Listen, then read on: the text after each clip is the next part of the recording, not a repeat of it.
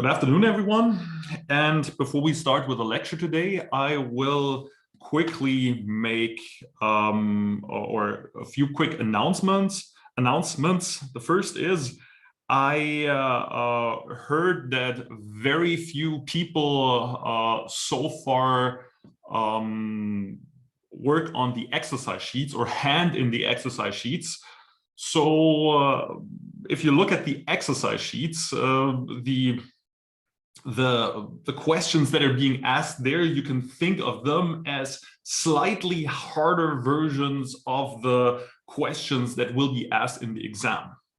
So in the exam, we will ask similar questions, but of course, matched for the time constraints then. Next thing is the material I'm gonna cover today will be mostly section 3.3 of the book of Katz and Linde and section, let's see if we get there, 3.4. So 3.3 and 3.4 of the book of Katz and Linde, and with that, I would say let's get started.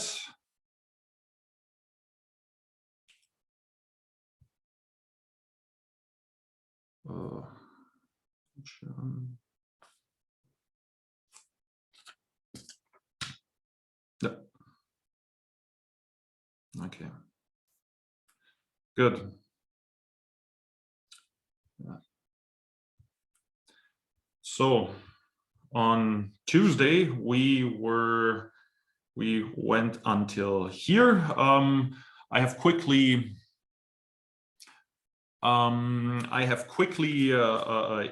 introduced a few old school or ancient pseudo random generator, the so-called linear feedback shift register.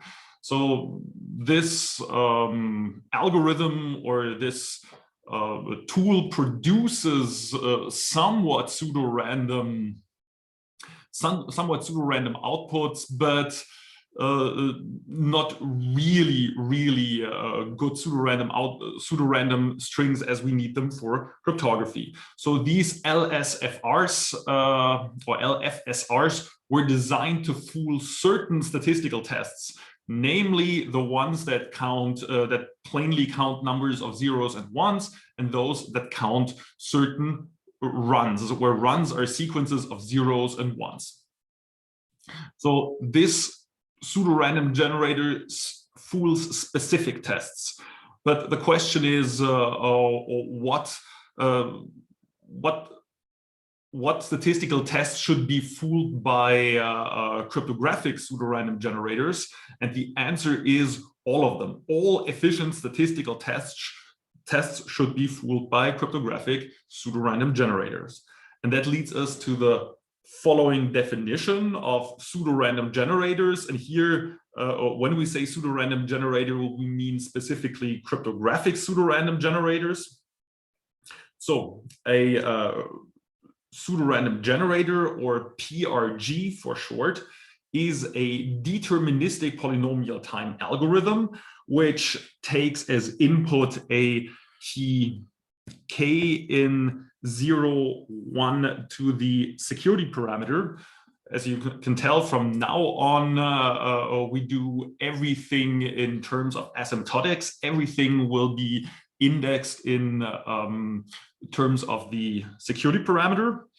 So, and again, for concreteness, you can if you want a concrete number for lambda, think of it for now, for the next few lectures, that's going to change, but for the next few lectures of something like 128 or 256.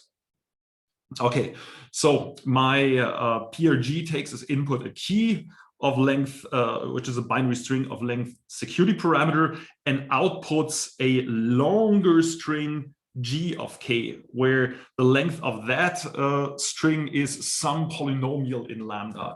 Again, to make it concrete, think of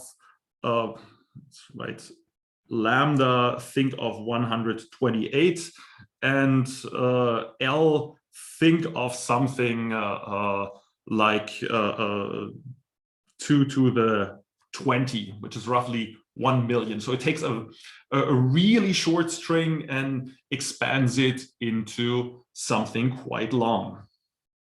Oh, let's maybe rewrite that here.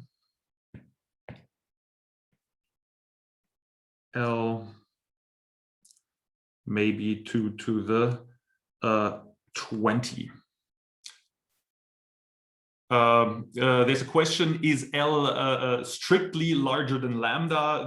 The answer is yes. Otherwise, this pseudo-random generator doesn't expand. So pseudo-random generators that don't expand are trivial. Just output part of your key. So they're not interesting. Okay. So now G of k is this distribution produced by this PRG G. And now let's say U is the uniform distribution on 0, 1 to the L. So the uniform distribution on long strings.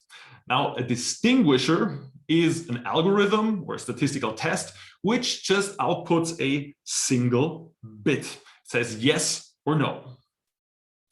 And with that given, we say that such a PPT algorithm G is a pseudo-random generator if it holds for every PPT distinguisher, for every efficient distinguisher, for every efficient statistical test, that the probability that D outputs 1 on input G of k minus the probability that D outputs 1 on input U is at most negligible. So these two probabilities are really, really close. That's what this says. When the difference between two probabilities is negligible, then it means they are really, really close. That means no matter what this distinguisher or statistical test does, the probability that it outputs 1 on input a pseudo-random string is roughly the same as, where roughly means up to a very small additive difference, pretty much the same as the probability of this distinguisher outputting 1 on input a uniformly random string. So here, these probabilities are taken over the random choice of k, of U, and of any additional random coins used by this distinguisher. So someone asks, what does the distinguisher do? The distinguisher can do any efficient computation. That's the power of this definition, that we don't assume really anything. We allow this distinguisher to do any efficient computation. Okay, but does it have to be deterministic, or can it also do random stuff? No, it's a PPT. So the distinguisher is a probabilistic polynomial time algorithm, so it can also do randomized computations. Thanks for the question. So again, on the right side, let's draw this. My distinguisher either gets a sample from this distribution G of k, or from U, oops, sorry, and in the end has to output a bit, let's write it like this, a bit B, right, in 0, 1, which where we can say, for instance, 0 means that it got an input from G of k, and 1 means it got an input from the uniform distribution U.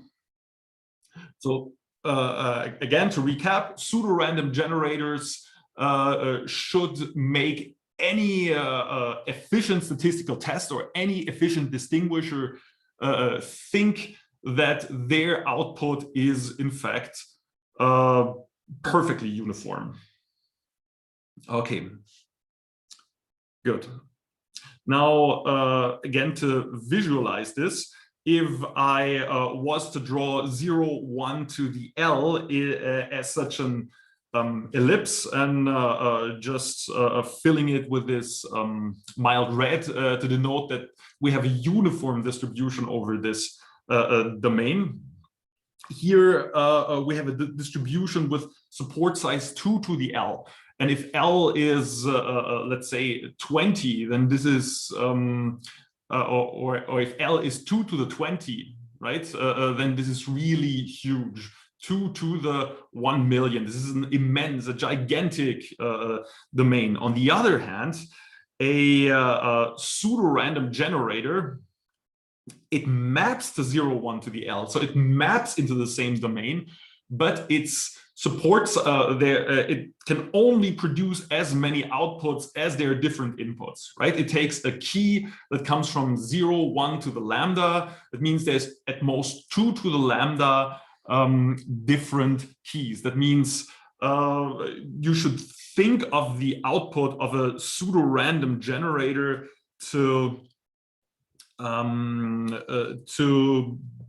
be essentially a very sparse distribution, or supported on a very sparse set in this domain 0, 1 to the L. In fact, if you were to choose a point uniformly at random in 0, 1 to the L, the probability that you would hit an output of the pseudo-random generator, well, what's that? We saw that support size here is at most 2 to the lambda. So that would be 2 to the lambda divided by 2 to the L. And let's say for concreteness, L is something like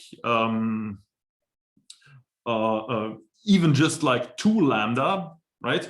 Then, oh, sorry, here I miswrote. This should, of course, be divided by 2 to the L. Then we have 2 to the lambda divided by 2 to the 2 lambda, and that's 2 to the minus lambda. So we would only have negligible probability of even hitting the support of this pseudo-random generator. Okay, so that means in terms of statistical difference, or statistically speaking, those two distributions are very different. Why they're very different, no efficient algorithm can tell them apart, right? So even though they're extremely different, no efficient algorithm should be capable of telling them apart. So let's look at some quick examples of pseudo-random generators. One that is still very popular in various operating system implementations is the so-called modular congruence generator. That's a very simple generator. Let's say P is a prime number, and A and B are chosen uniformly random from ZP. Assume here, for instance, that the size of let's write that. You can assume, for instance, that the size of the bit length of P is roughly lambda bits, right? So P is a prime of size roughly 2 to the lambda. That just means roughly 2 to the lambda. Now, we choose A and B uniformly random, and now we also choose an element X0 uniformly random from ZP. Can you maybe go over what what ZP is? Oh, ZP.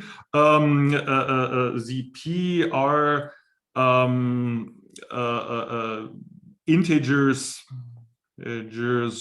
modulo P, right? Oh, okay, thank you. So think of them as represented as integers from 0 to P minus 1. And when you do additions and multiplications, you reduce modulo P afterwards.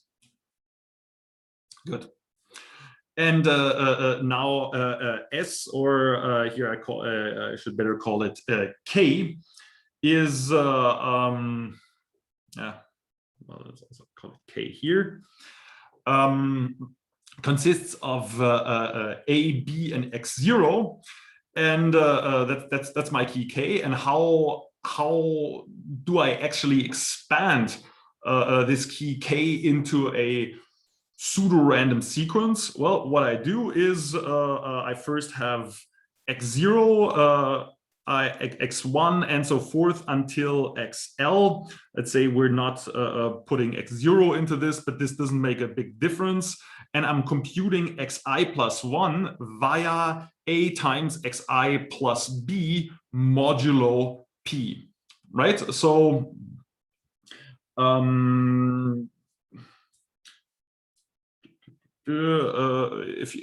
if you want to think about this this way, X1 is just A times X0 plus B modulo P.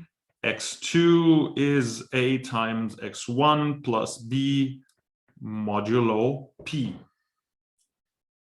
And of course, the question we immediately ask ourselves is this a good pseudo-random generator? Or by the definition I just provided, is this a pseudo-random generator?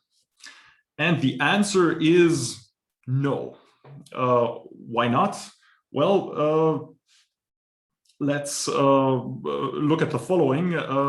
My sequence is completely, or the sequence that we have is completely determined already by X0, X1, X2, or if we want to take X0 out, X1, X2, X3. Why?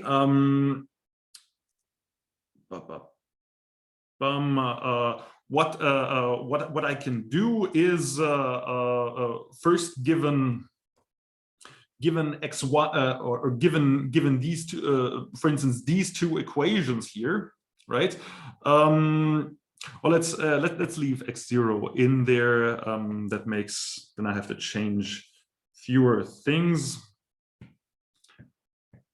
But this can be done really by any three consecutive values of this PRG. So here we have an expression of X1 in terms of A, X0, and B, and here of X2 in terms of A, X1, and B. Now you can really just take the difference here and get X2 minus X1 is A times X1 minus, which would be X1 minus X0, X1 minus X0 modulo P. Now just solve for A by dividing by X1 minus X0, then you have A, and then plugging into the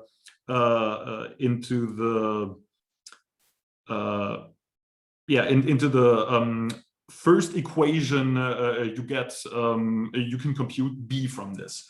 So really, given any three consecutive values of this, good, there was a question: is P assumed to be public? We can even make it such that P is in there. But yeah, let's just say P is public. Let's leave it with that. So the thing is, this algorithm is not a pseudo-random generator, so let's not stick with that too long. But as we have seen, since we can recover A and B, this immediately also gives us a distinguishing attack. So give me any three values, any three consecutive values, I can recover A and B. And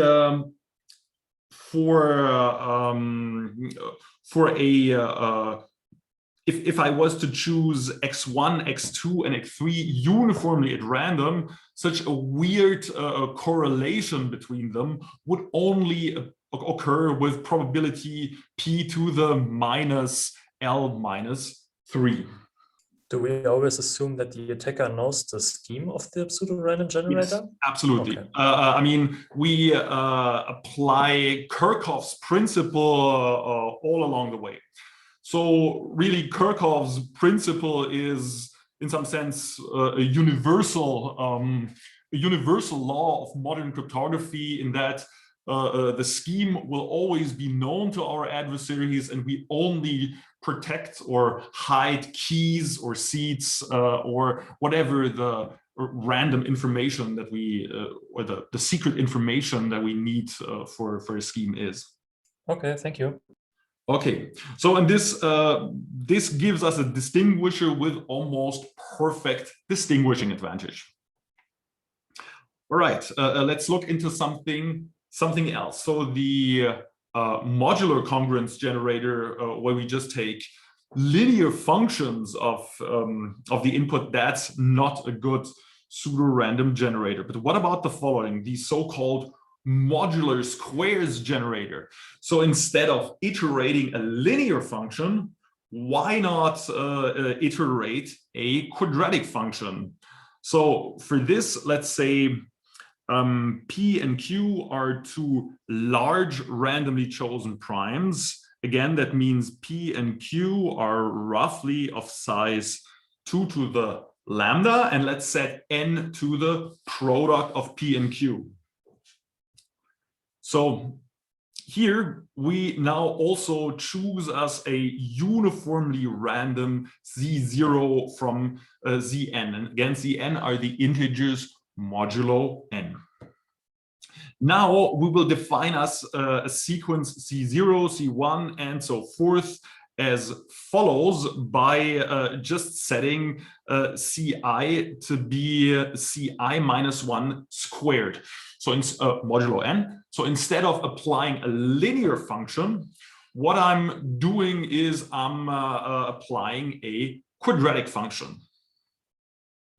And I am further defining a sequence of bits x0, x1, and so forth until xl as the least significant bit of Zi. And what's the least significant bit? If you think of Zi as an integer, this is just Ci modulo 2. That's the least significant bit.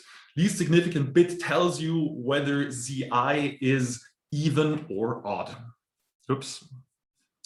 Okay, the question now, of course, is, once I've defined this, once I've made my this iteration function a little bit more complex, instead of just taking a linear function, I've made it a quadratic function. Does this already do the trick? Is this a pseudo-random generator now? Anyone who maybe wants to comment? Could this be a cryptographically secure pseudo-random generator, or is it as broken as the modular congruence generator? Any suggestions?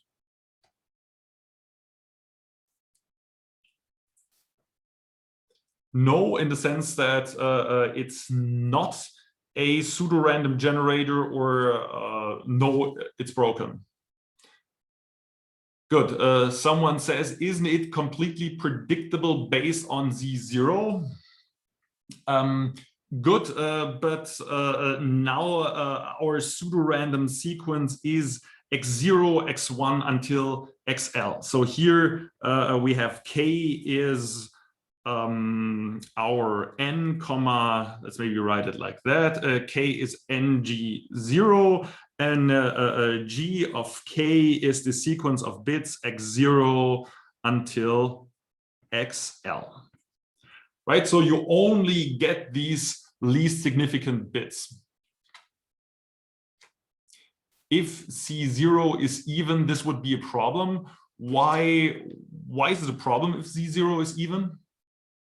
Then, I mean, if you were to know that C0 is even, but C0 is chosen uniformly at random, I mean, it's even with probability 1/2 and odd with probability 1/2.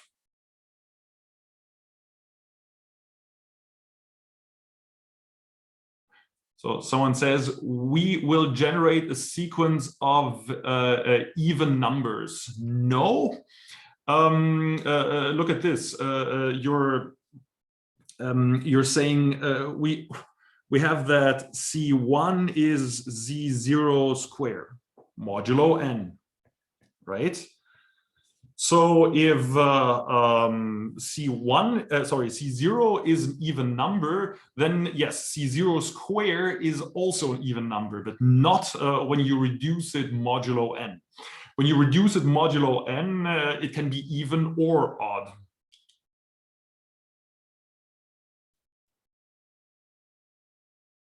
All right, so let me come back to this. Thanks for joining into the discussion. Actually, this is a pseudo-random generator. However, I cannot say that unconditionally. This is a pseudo-random generator under a certain assumption, namely that factoring such composite numbers n equals p times q is hard. So if I choose p uniformly at random as a large prime, q as a large random prime, and set n to be pq, and then I choose z0 uniformly, if I compute n like this, now under the assumption that it is hard to compute the factorization of such an n, this algorithm actually is a pseudo-random generator. We could do a reduction for this, but right now we don't yet have the tools necessary for that, right? In particular, this whole thing, what does computing this least significant bit do, and what does that help? And this has been known since 1982. But since there's still a few questions, let's maybe clarify or look how this works in an example. Let's say. Can you maybe explain what it means for factoring composites to be hard? Good. We'll get into that later in this course, but it essentially means the following. You have an experiment which chooses a uniformly random p, a large prime p, a large prime q, and computes n as p times q. And now I'm having an algorithm which is supposed to factor this number. I'm going to give him this number. If this algorithm is polynomial time bounded, right? And no such algorithm manages to recover p and q from n with non-negligible probability, then we say the factorization problem is hard, right? But okay, thank you. Good. Let's sort of to overcome misunderstandings of how this works, and this is still this pseudo-random generator, or the modular squares generator, is still used in a lot of actual applications. So let's say p equals 5 and q equals 7. Those are not large primes, right? Not large primes, but they're primes that allow me to do this computation. Let's further maybe say C0 is 3. Then how does this sequence look? Well, let's first say, so C0 is 3. Now C1 is 3 square, that is 9, right? Everything modulo, sorry, I should write n equals, of course, 5 times 7, that's 35. 3 modulo 35 is still 3. 9 modulo 35 is still 3. So next thing, I have Z2. Well, that's 9 square, that's 81. And what's 81 modulo 35? This is just 11. Okay. I'm reducing modulo 35. And now for good measure, let's also do C3. That's 11 squared. That's 121 modulo 35. What's that? That is just 16. Okay, and now how do I get the actual output bits of the pseudo-random generator from this? X0 is just 3 modulo 2. That's just, let's say, 3 modulo 2. This is 1. X1 is 9 modulo 2. 9 is also odd. Great. Z2, well, 81 is also odd. There's also 1. And, sorry, C, that should be X. X3, X1, X2, and X3 is 16 modulo modulo 2. That is 0. Okay, so the first 4 bits are 1, 1, 1, 0. That's the output sequence of my pseudo-random generator, and I could continue like that, but I don't have an arbitrary amount of time, so let's stop here with this. Okay, let's further see how we can combine pseudo-random generators, right? This is also something that's very often done in actual constructions. Now, the first thing I'm asking, so if G and G prime are 2 pseudo-random generators which map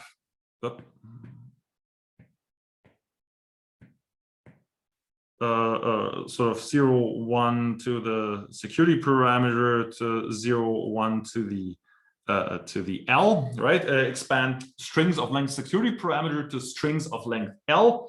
Now, is this new generator G1 of S, which I just compute as G of S XOR G prime of 0, is this also a pseudo-random generator? Any suggestions?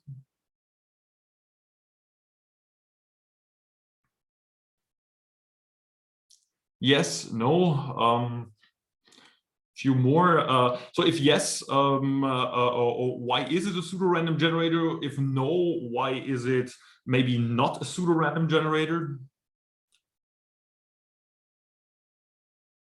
Most people seem to say yes. So actually the answer, oh, sorry, S, I'm still calling this S here. This should be K, right? Sometimes I'm using S, sometimes I'm using K. Sometimes this is called a key of a pseudo-random generator. Other times we call it a seed. So I might use the letter K or S to denote this random input to the pseudo-random generator. So there's one answer, yes, because random XOR random still is random. So the second part here is not really random. But someone else says it, it's essentially a one-time pad since G is a PRG. Yeah, so the answer is here is yes. So this is a pseudo-random generator, namely, let's say we have a distinguisher which distinguishes G1 of K from uniform. Then we can also construct a distinguisher, let's call it D, which distinguishes G from uniform. And how does this work? Well, given an input Z, right? D of C, let's say D of C just computes this D one of Z XOR G prime 0 to the lambda, right? So now we have D of uniform is D1 of uniform XOR G prime of 0, 1 to the lambda. This uniform XOR whatever is still uniform. So this is D1 of, let's call it just uniform prime. On the other hand, D of, let's call it G1 of K is, well, D1 of, let's also plug in G1 of K, G of K XOR G prime 1 to the lambda XOR G prime 0 to the lambda. So of course these cancel one another out. This is just 0 to the L. This is just D1 of G of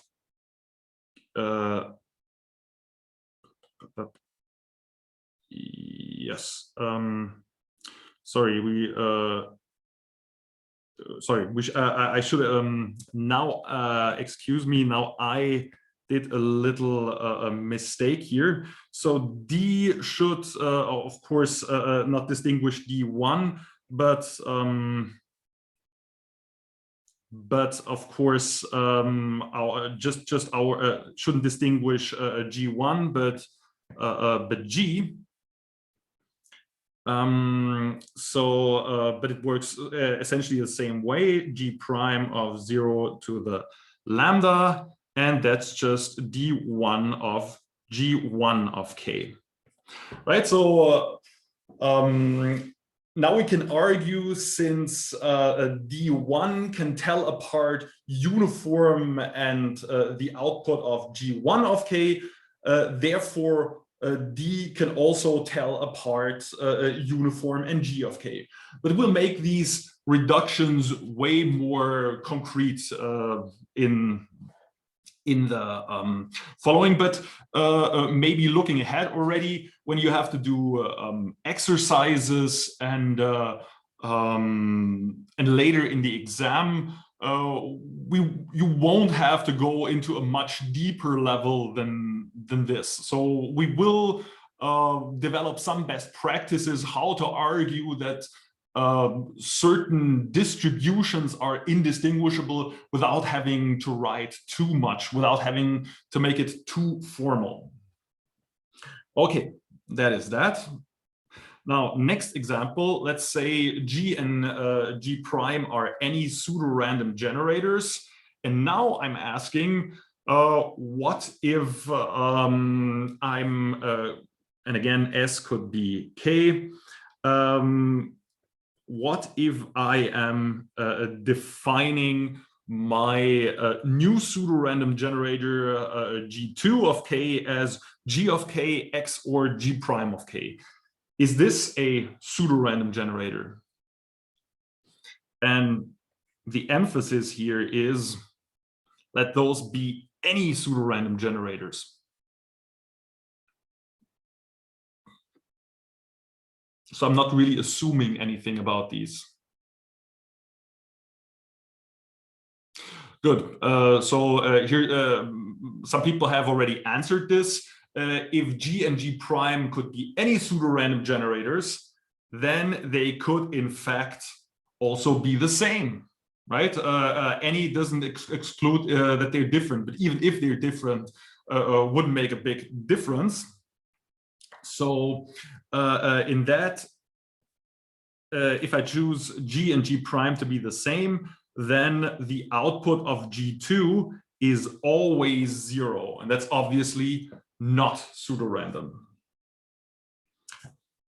Okay, so now that we have introduced pseudo-random generators, let's quickly return to stream ciphers.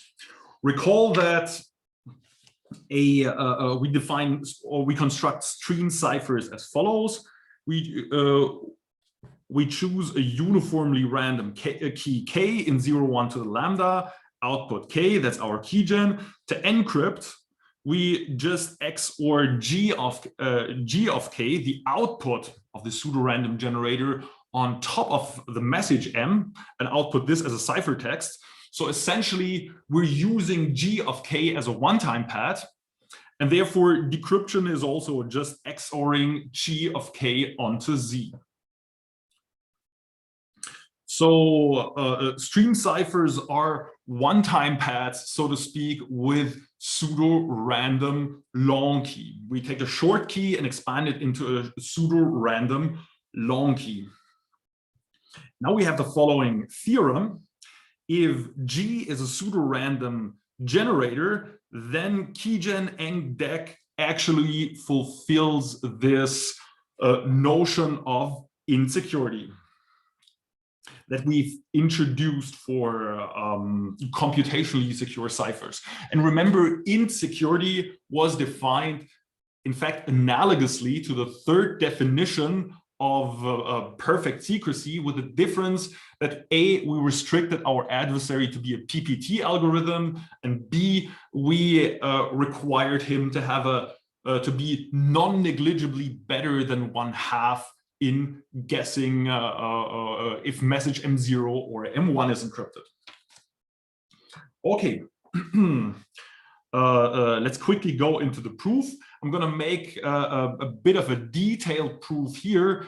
Probably most other proofs in this lecture will be a little bit more sloppy. Once the basic techniques are settled and understood, then we'll drop some of the notation, assuming that everyone understands what's going on.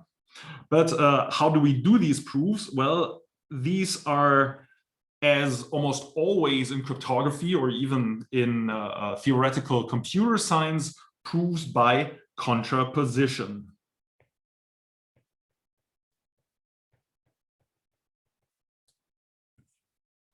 So what does that mean? Well, the theorem says if G is a pseudo-random generator, then keygen ENC-DEC is insecure.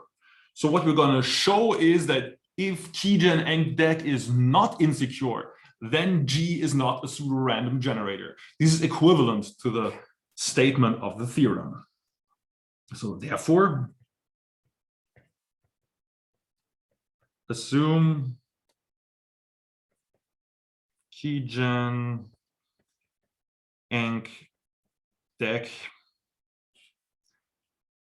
is not insecure. Our task: show that this implies that G is not a PRG. Okay. So keygen ENC-DEC is not insecure. Well, if we plug in the definition of insecurity, that means there exists a PPT adversary A and a non-negligible epsilon, or the epsilon which is not negligible, such that probability that my adversary wins the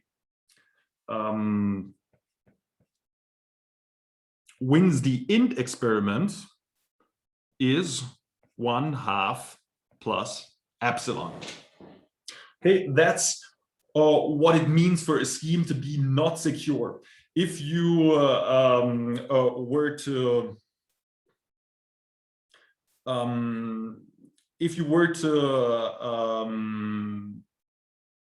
negate this, it would say for every adversary A and for every non-negligible function, let's maybe make it like this. And for every non-negligible function epsilon, this probability is smaller than 1/2 plus epsilon. That means that epsilon must be a negligible function. If for every non-negligible function, this is in fact smaller. Okay, good. Let's go to the next page. What do we do with this adversary? So we're being given an adversary A, which breaks the security of this encryption scheme with non-negligible security. What are we supposed to do with this adversary? Or what can we potentially do? We want to show that G is not a pseudo-random generator. How do we show that G is not a pseudo-random generator? Can someone tell me?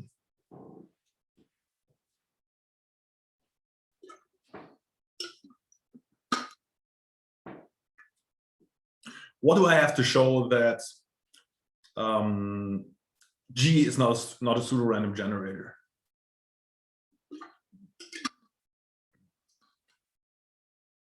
Good. So someone wrote, we show that there exists a distinguisher D that can distinguish it from uniform randomness. Very good. So that's what we're going to do. So given this algorithm or this adversary A, we're gonna build us a distinguisher D, which will be capable of telling apart outputs of the pseudo-random generator from uniformly random, contradicting the pseudo-randomness property. So how am I going to do this? My distinguisher D, I'm going to use boxes for these algorithms, will do something that's also extremely common in theoretical computer science. Namely, it will simulate another experiment. What my distinguisher D will do is, so my distinguisher D, let's say it gets an input, it gets as input a Z, and we know that either Z was computed as a G of K for a uniformly random K in 0, 1 to the security parameter, or Z was chosen uniformly random from 0, 1 to the L. My distinguisher doesn't know which one of the two is the case, but he wants to find out. That's his job, right? He's being given such an input Z, and he needs to determine if Z was computed as the output of the pseudo-random generator or just chosen uniformly at random. And here's this really powerful idea now that appears again and again and again and again. How could D possibly use this adversary A to find out whether Z is pseudo-random or truly random? What it's gonna do is it's gonna simulate the int experiment for A. It is D locally runs this algorithm A. It simulates, or think of emulates this algorithm A, right? Think of D as a computer program and A as a computer program. And now D can just run A as a subprogram. So in this simulation of D, A outputs his two messages, M0 and M1, whereupon D now just takes the role of the challenger. First, it chooses a uniformly random bit B in 0, just in 0, 1. Let's maybe make this red. But now it computes C, the challenge ciphertext C star as Z XOR MB. So it takes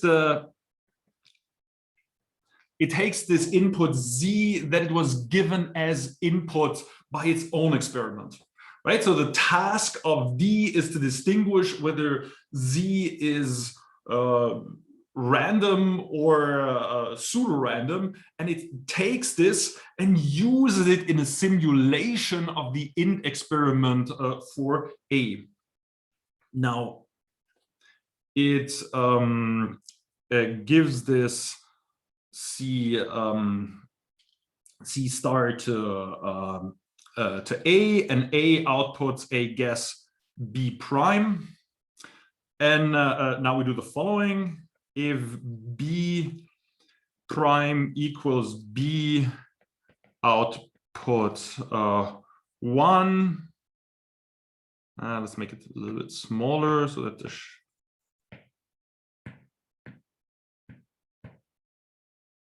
output 1, otherwise 0. This is the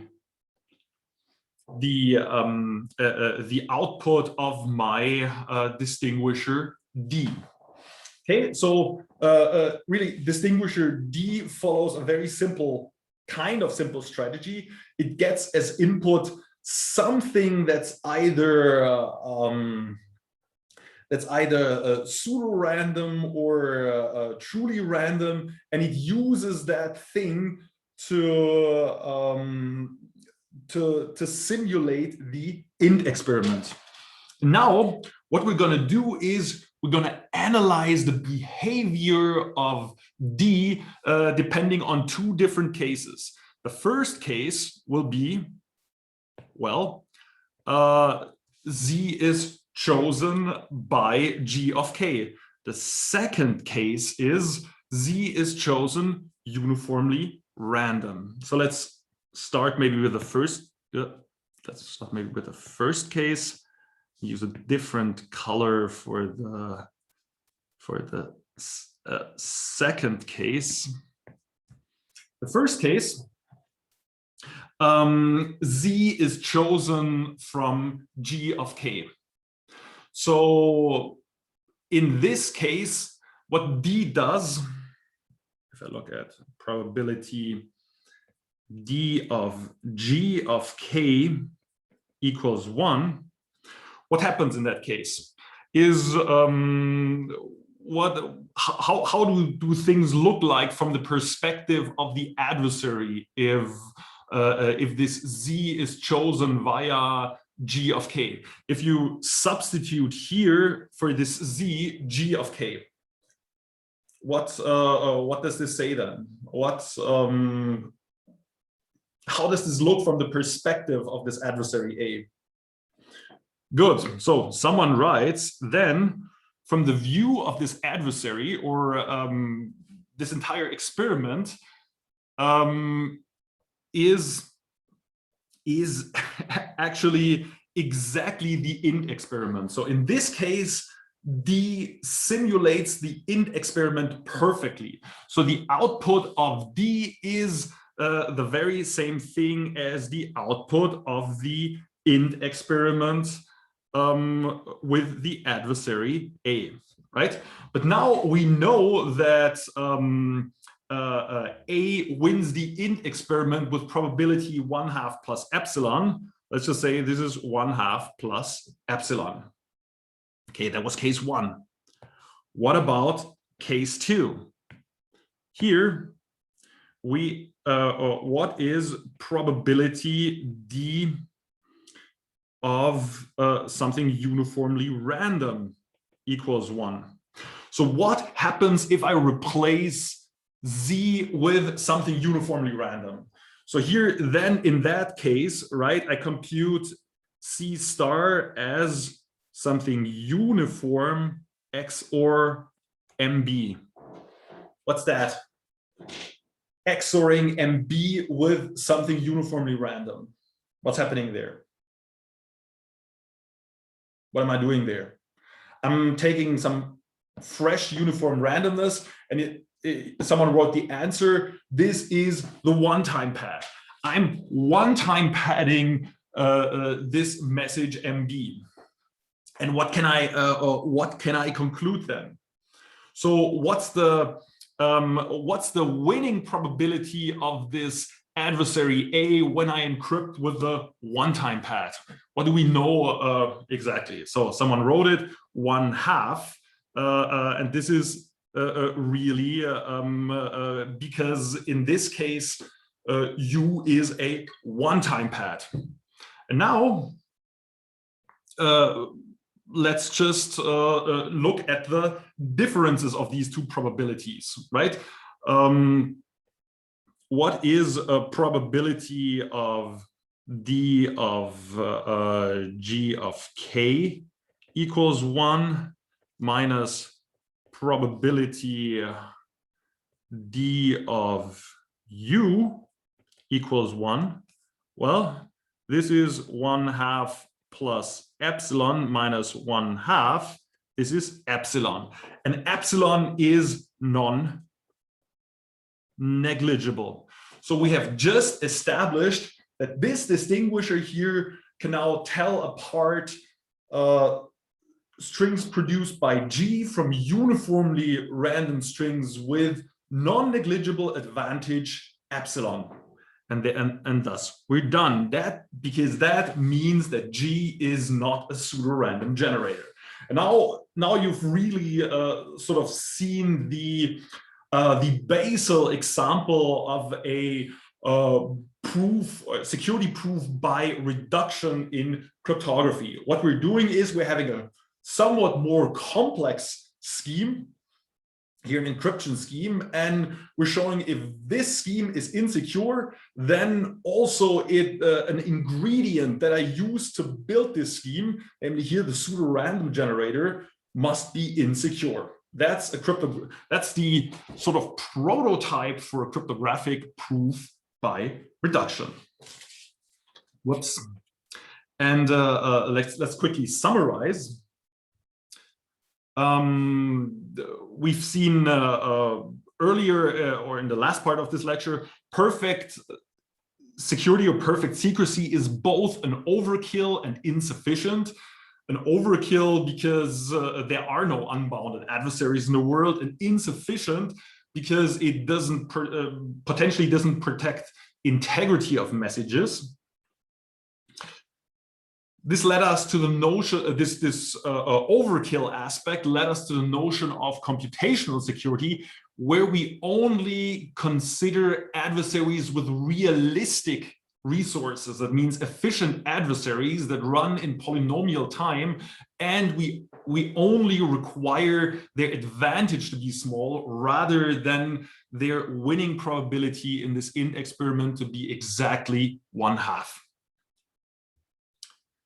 So we further introduced this notion of asymptotic adversaries, asymptotic security, where we identify efficient adversaries with PPT algorithms, with PPT, where PPT is our standard notion of efficient, and small advantage means negligible advantage, right? And really recall, we have done this to make our life easier. If we had to carry concrete runtimes and concrete advantages through all our reductions, that would make our life hard. Whereas here we can just say, okay, that's negligible plus something else negligible is still negligible.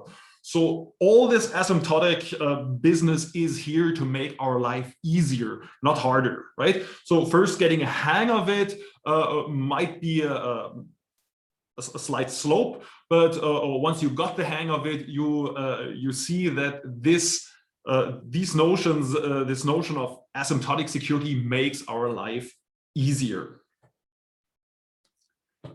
Okay, we have further now today seen the definition of cryptographic pseudo-random generators, which are pseudo-random generators which don't just fool specific statistical tests, tests like olden day PRGs, but all efficient statistical tests.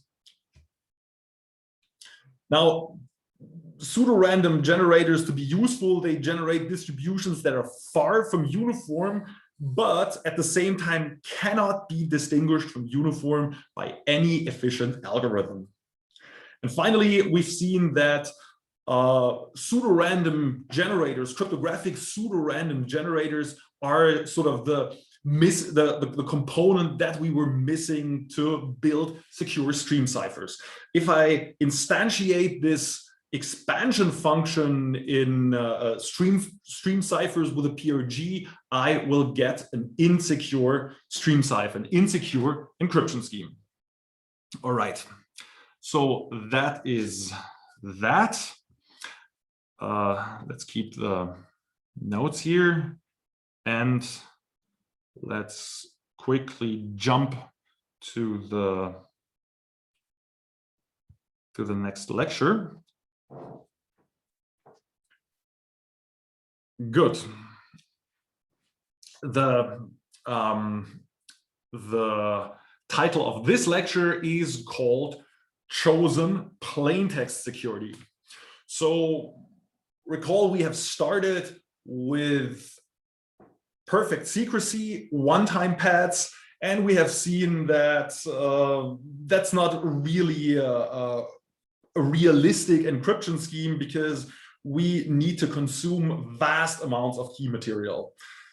Now, in the last lecture, what we've seen as a relaxation is this notion of computationally secure encryption, where I've introduced the notion of insecurity, which gives us encryption schemes where keys can be a lot shorter than messages or ciphertexts. But this notion still didn't say anything about the possibility of reusing keys, right? So even for this notion of insecure encryption, you would have to choose a new key or somehow distribute a new key between sender and receiver before encrypting a new message, right? So this is in some sense better than the one-time pad because now we have short keys, but we still cannot reuse keys. For obvious practical purposes, we want to be able to reuse keys.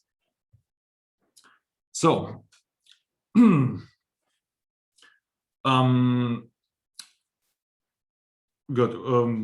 We have seen that stream ciphers have shorter keys than one-time pad, but keys can still be used only once. And the question that we're addressing now is how can we make keys reusable?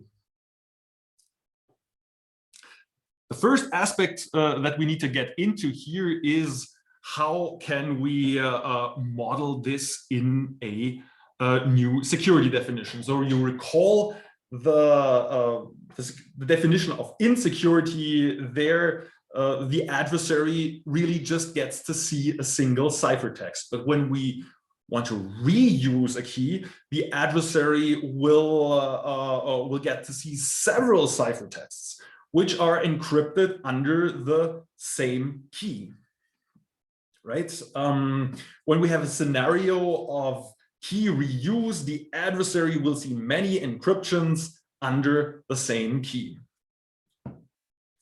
And as a matter of fact, not all of these encryptions or the encrypted ciphertexts there might be unpredictable. We're going to quickly think of a real world scenario where, let's say, our adversary can even influence what honest parties encrypt. So let's say we have a server here, and let's say this is the server of Google, right? Let's say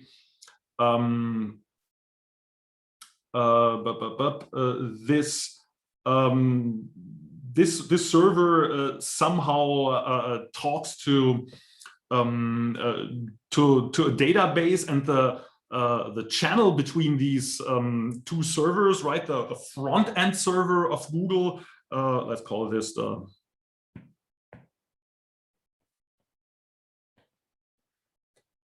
the front end, and its database is encrypted. And they both share a key K, right? We want to use a key K to encrypt the communication between these two servers. Now, let's say we have an adversary here who sends a query to the Google front end.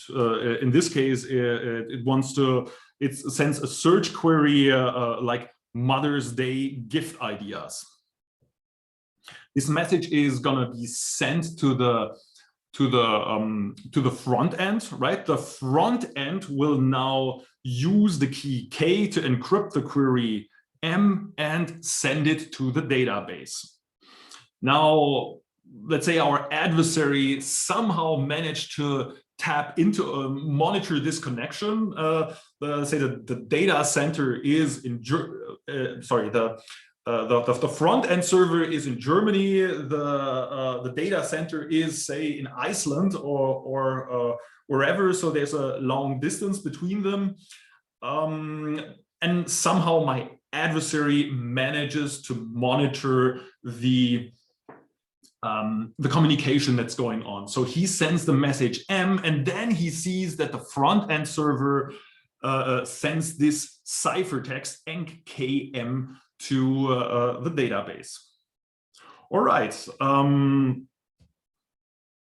Now, let's say, so he just learned an encryption of this message M, which is Mother's Day gift ideas. Now, let's say here comes another user and somehow happens to send the same query to the front end server. And again, my adversary still wiretaps this connection between the front end server, and all of a sudden learns that this ciphertext that was sent by this user. And of course, the adversary has earlier queried an encryption of this message, and now all of a sudden he, if he gets the same ciphertext, he knows that that person was querying the same message to the front end. Okay, so I mean, it's already obvious that same messages shouldn't always encrypt to the same ciphertexts. Otherwise, such adversaries can immediately tell if someone else was encrypting a certain target message. If we reuse keys, right? Always conditioned on the reuse of keys. So this is a kind of attack that an adversary can do, sort of just first send queries of his own to the front end and observe ciphertexts. And later, when the actual user comes, he can kind of compare this to this ciphertext material that he's collected in the offline phase, right? And if he sees the same thing again, he knows what this user encrypted, and he kind of breaks the security of this user. So that's a real world setting, which gives us some guidance in how to model security now. And now let's go ahead and model this in an actual security definition. And the way we do this is by giving the adversary something we call an encryption oracle.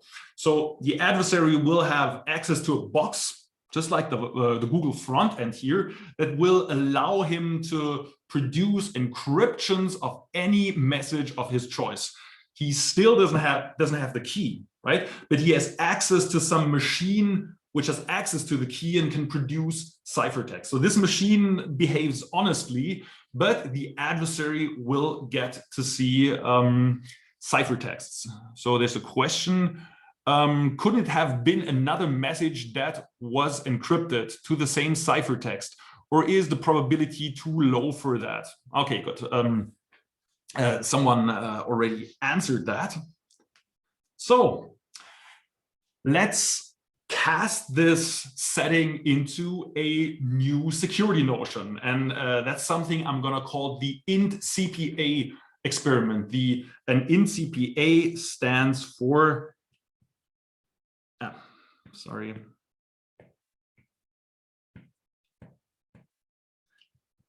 indistinguishability under chosen plaintext attacks. Good. So how does my experiment now look? As before, I'm having an adversary and a challenger. And really, I'm not going to change the int experiment by a lot, but I'm going to add a little extra gizmos here and there. So at the beginning, everything is the same. I'm having adversary and challenger first chooses a key for the encryption scheme. But now, instead of the adversary directly producing two challenge messages, M0 and M1, the challenger gives him access to an encryption oracle.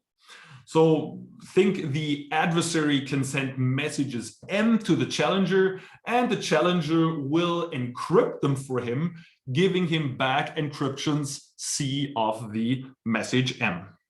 He can do that any polynomial or any polynomial number of time, and by polynomial we just mean he cannot do it extremely often, not unrealistically often, right? So he can send a realistic number of queries and learn the encryptions of these messages. Now at some point we just proceed like in the int experiment. So at some point my adversary will be happy, he will have collected enough ciphertext material that he feels confident, and now he can say, okay, now I want to play the indistinguishability experiment. That is, he chooses two challenge messages, M0 and M1, and as before, challenger chooses a random bit B, encrypts MB, and sends the challenge ciphertext C* back to the adversary.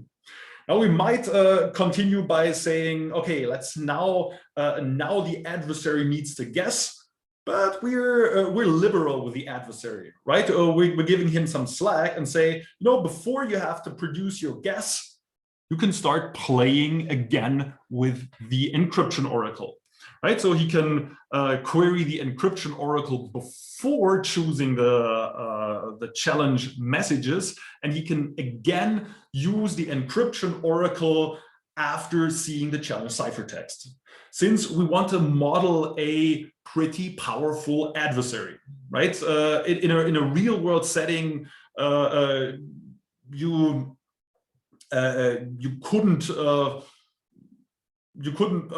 It might be hard to forbid that the adversaries observed already encryptions in the past and that he will again observe encryptions in the future.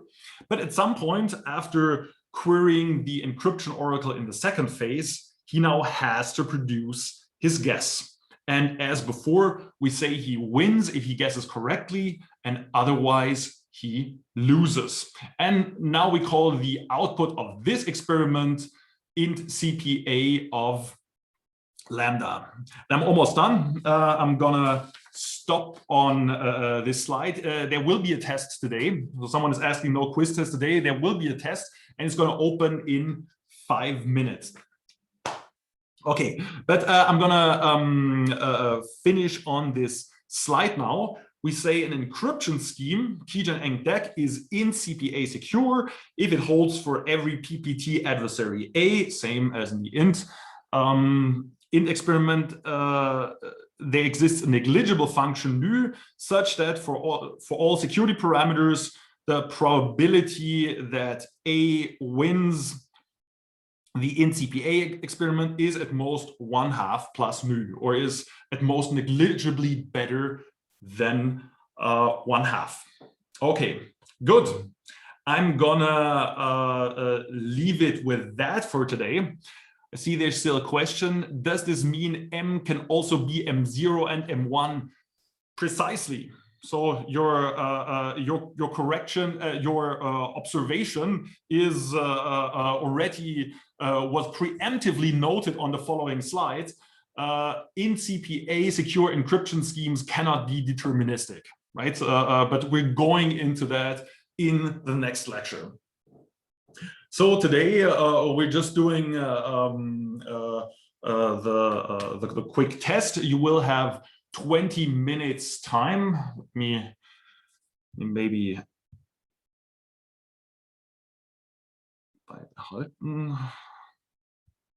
maybe stop this. And yeah, the tests should, you know what, since we're already done, let me just go to the settings of the test and activate it now. So here it says it starts at 150. Let's put this to 147 and let's save it. And